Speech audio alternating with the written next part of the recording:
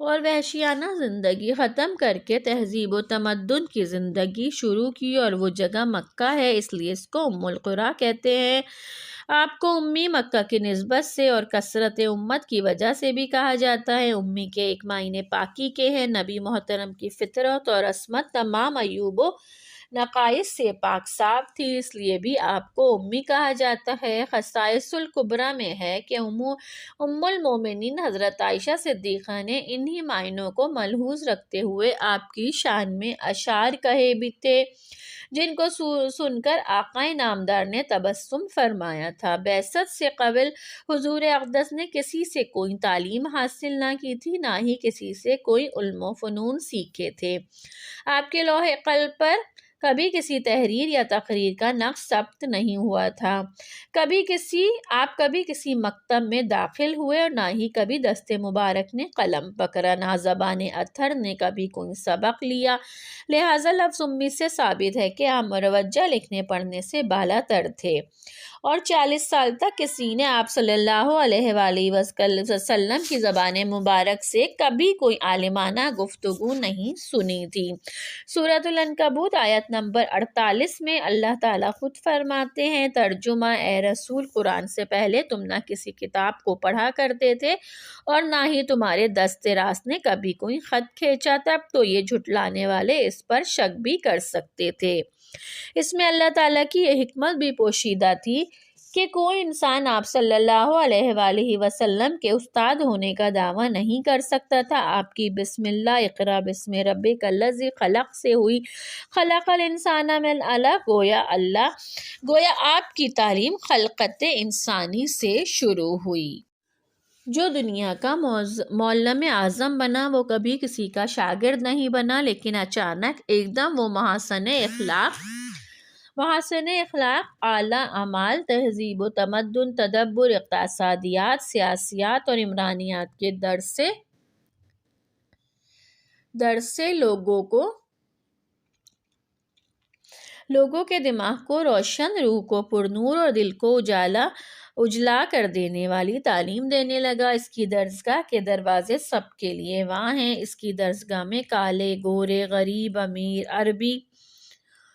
عربی، عجمی، صحرا نشین اور شہری برابر اور ایک ہی صف میں ہیں۔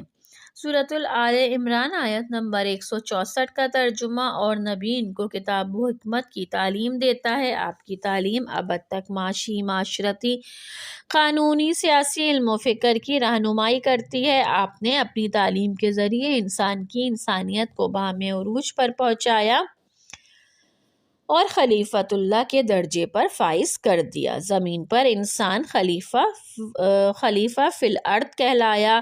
اس انسان کامل کا عظیم ترین معجزہ یہی ہے کہ آپ امی ہونے کے باوجود معلم اعظم ہیں۔ ارشاد ربانی ہے، تجھے علم سکھایا ان چیزوں کا جس کا تجھے علم نہ تھا۔ اس سے ظاہر ہے اللہ تعالیٰ نے آپ کو خود تعلیم دی۔ عام لوگوں کو تعلیم آنکھ، کان اور زبان کے ذریعے دی جاتی، لیکن انبیاء کی تعلیم قلب سے ہوتی ہے۔ سورۃ الاعلیٰ آیت نمبر 6 کا ترجمہ ہے، ہم تجھے پڑھائیں گے پھر تو نہ بھولے گا۔ قرآن و حدیث سے صاف ظاہر ہے کہ ان میں ماضی، حال اور مستقبل کی تمام باتیں ہیں۔ ماضی کے واقعات، حال کے احکامات اور مستقبل کی بشارتیں ہیں، جس سے ظاہر ہے کہ خدائے ذوالجلال سے براہ راست نبی الامی کو تعلیم ملتی تھی۔ بڑے بڑے علماء، دانشور، نکتہ دور، فلاسفر آپ کے دربار میں حاضری دیتے۔ زانوئے ادب طے کرتے اور اقرار کرتے کہ ان کا علم، ان کا فہم حضور کے عرفان کے آگے ایسا ہے جیسا سمندر کے کنارے ایک بوند یا ایک قطرہ پانی ہو۔ آپ کے شاگردوں کی جماعت میں ہر قسم کے لوگ صف اول پر نظر آتے ہیں۔ انتظام مملکت اور سیاست میں حضرت ابوبکر صدیق اکبر رضی اللہ تعالیٰ عنہ اور حضرت عمر فاروق رضی اللہ تعالیٰ عنہ کا جواب نہیں ہے۔ صلہ رحمی اور یتیموں کی پرورش میں حضرت عثمان رضی اللہ تعالیٰ عنہ کا ثانی ملنا مشکل ہے۔ علمی حقائق میں حضرت علی کرم اللہ وجہہ صاحب علم ہیں اور ابن سعود بھی سب سے آگے ہیں۔ فتوحات کا صحرا حضرت خالد بن ولید رضی اللہ تعالیٰ عنہ اور حضرت ابو عبیدہ رضی اللہ تعالیٰ عنہ کے سر ہے۔ زہد و قناعت میں حضرت سلمان فارسی رضی اللہ تعالیٰ عنہ، حضرت ابو ذر رضی اللہ تعالیٰ عنہ بازی لے گئے۔ اسی طرح فرائض الہی میں حضرت زید بن ثابت رضی اللہ تعالیٰ عنہ، کعب بن انصاری رضی اللہ تعالیٰ عنہ سب کے سب اپنی صفوں کے سالار اعظم ہیں۔ یہ تو کچھ اسما ہیں جو تعارف کے طور پر بیان کیے، ورنہ آپ کی بارگاہ کے سب شاگرد متفرق علوم کے لیے بڑے بلند مقام رکھتے ہیں۔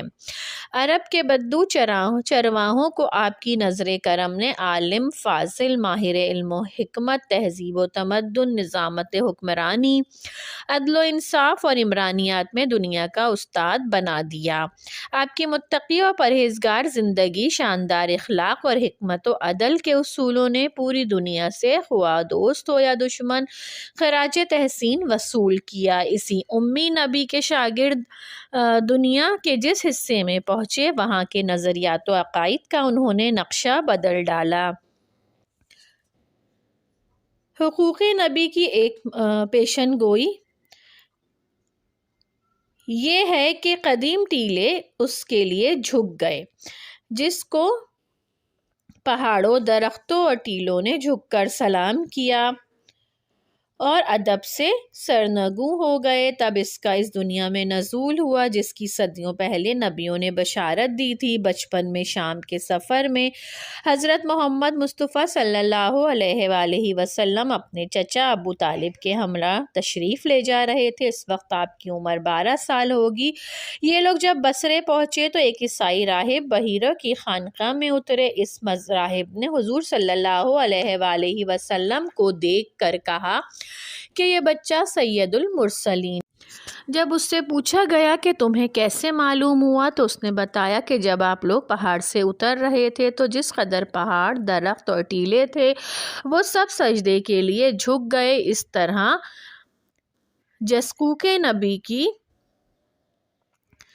طرح حقوق نبی کی بشارت ہوئی۔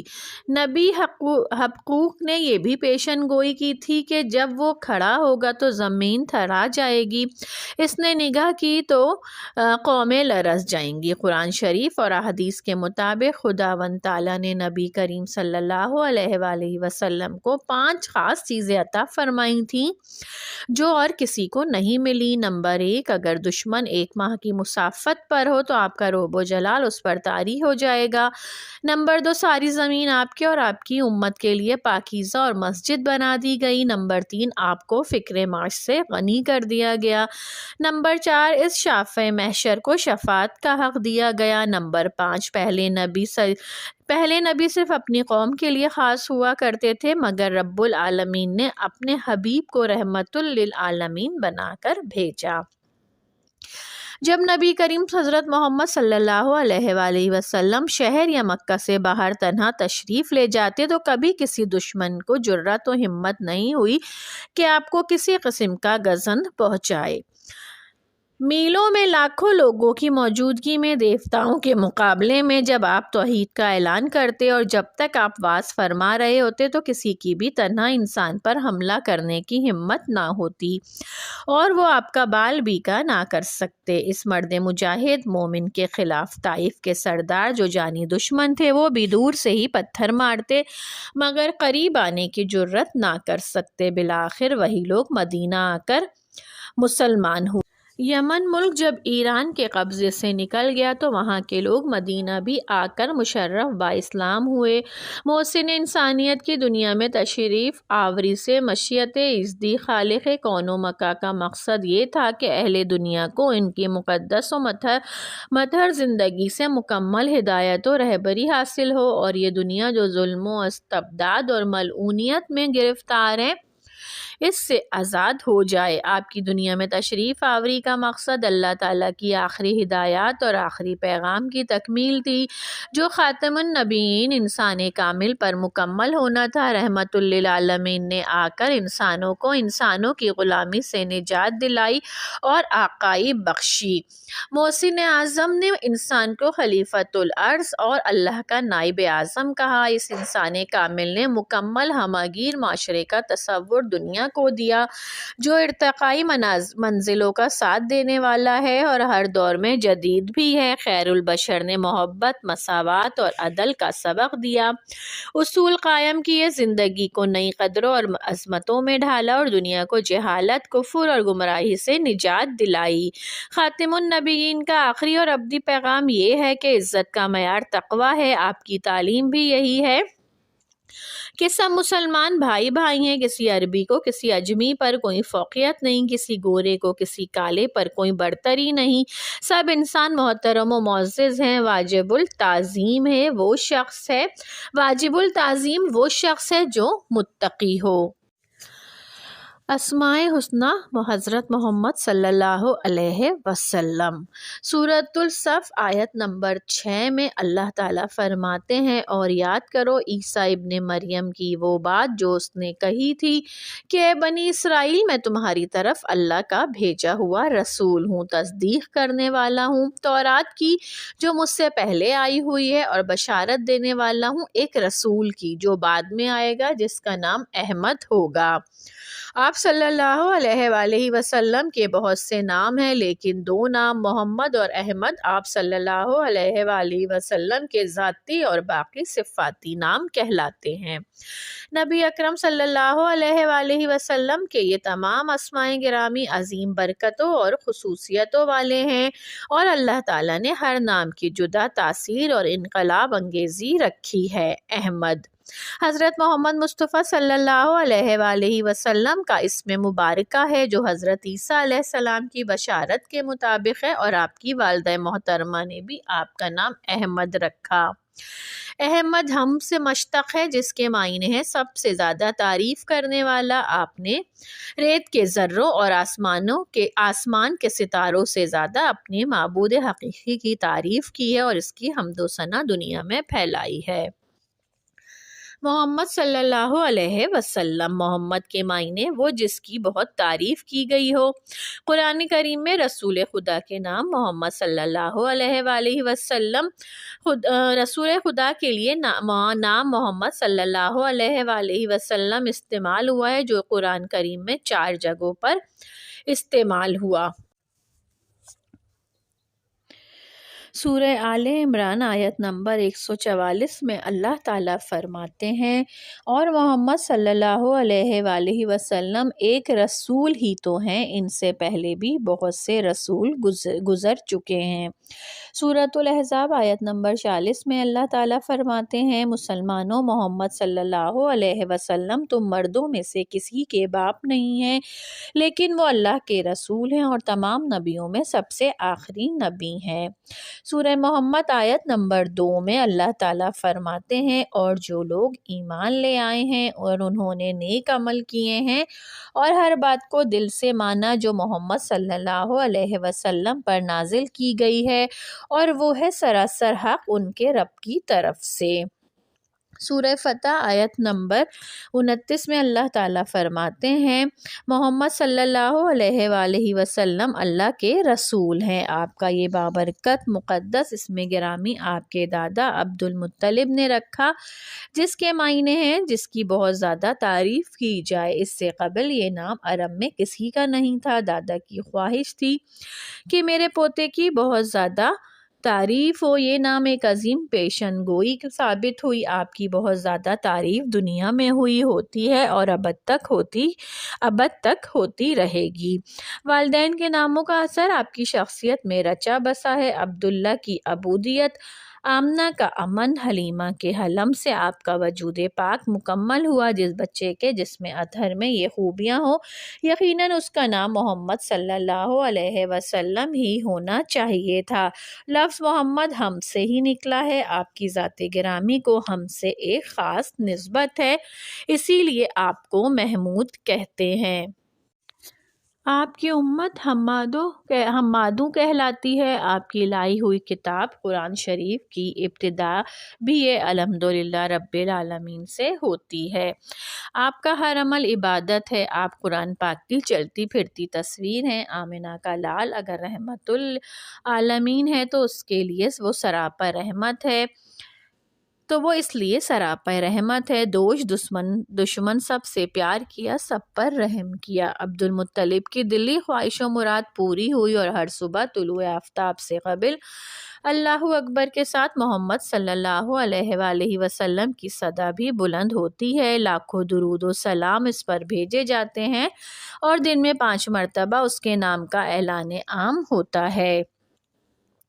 آسمان پر فرشتے اور زمین پر جن و انس اس پر درود و سلام بھیجتے ہیں۔ آسمان متفخر ہے کہ آپ کے قدم شب معراج اس پر گئے اور زمین نازہ ہے کہ خشکی و سمندر پر اس کی رحمت چھائی ہوئی ہے۔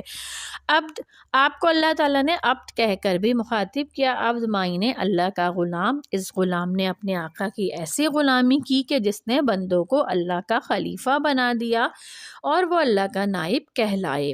نبی کا مطلب ہے خبر دینے والا۔ اس نبی نے ہماری آنکھوں پر پڑے ہوئے ہزاروں پردے ہٹا دیے اور بصیرت کی آنکھیں کھول دیں۔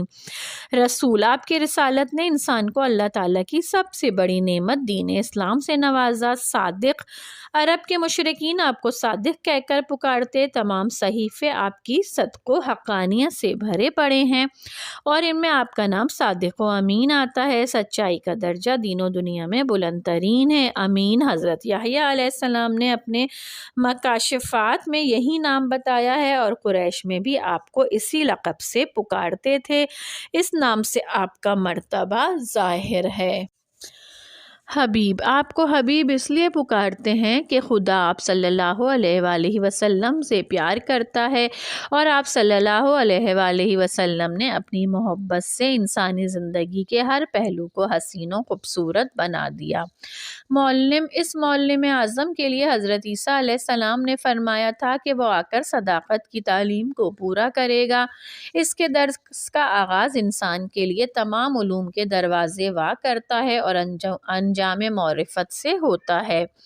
اس کی درسگاہ کے دروازے ہر ایک کے لیے ہمیشہ کھلے ہوتے ہیں۔ سورہ بقرہ کی آیت نمبر 151 کا ترجمہ ہے اور سکھاتے ہیں تمہیں جو تم نہیں جانتے تھے۔ مصدق، آپ صلی اللہ علیہ وآلہ وسلم کے صدق پر زمین و آسمان گواہ ہیں۔ حضرت دانیال، حضرت یحییٰ، حضرت زکریا، حضرت یسع اور حضرت ذوالکفل جیسے انبیاء کے صحیفے آپ کی صداقت و حقانیت سے پر ہیں۔ صداقت کا لقب، صادق کا لقب حضرت یحییٰ کے مکاشفات میں موجود ہے۔ امی، آپ صلی اللہ علیہ وآلہ وسلم کا لقب امی نبی ہے۔ آپ کے لیے پیشن گوئی ہے کہ امی کو کتاب دی گئی، وہ امیوں میں پیدا ہوگا۔ ام القرا یعنی مکہ کی عزت آپ کے ذات قدسی صفات سے بھی ہے۔ آپ کو معلم اعظم کہتے ہیں، لیکن ایسے امی جس کو کسی مروج نقش یا کتابی حروف کی ضرورت نہیں۔ آپ نے براہ راست خدا سے اور جبرائیل علیہ السلام سے تعلیم حاصل کی۔ بشر معنی ہے بے بالوں پر، لیکن آپ کا حق ظاہر اور جمال ظاہر ہے جو اہل محبت کی دلیل دیتا ہے۔ برہان، آپ برہان ہیں۔ برہان کے معنی ہے دلیل۔ اللہ کی محبت آپ کی ذات مقدس سے ظاہر ہے۔ بشیر، خداوند تعالیٰ نے آپ کو مخاطب کیا کہ آپ دنیا والوں کو خوشخبری اور بشارت دینے والے ہیں۔